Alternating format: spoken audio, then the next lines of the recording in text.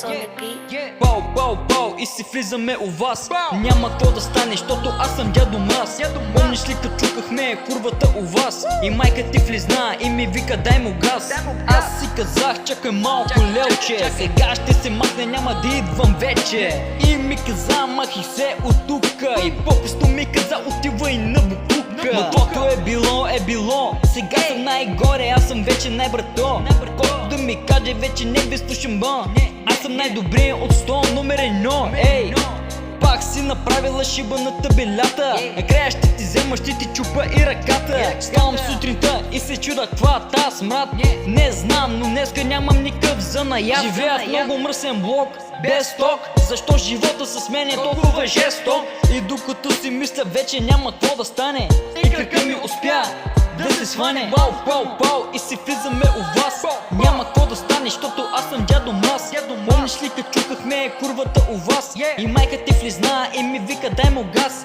Ах и казах чакай малко лелче, сега ще се махнем, се върна вече. А тя ми погледна разневена и ми каза изчеза веднага.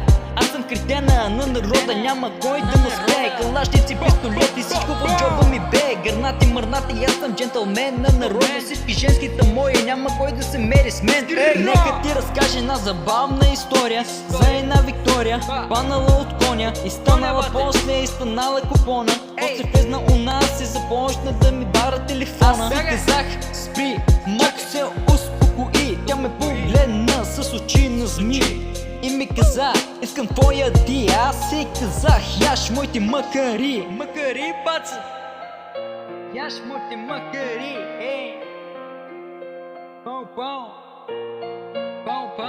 лайка ми стори, лайка ми сторито, лайка ми сторито.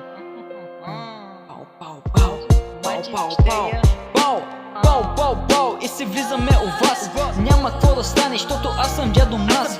Помниш ли като чукахме курвата у вас? И майка ти влизна и ми вика дай му газ.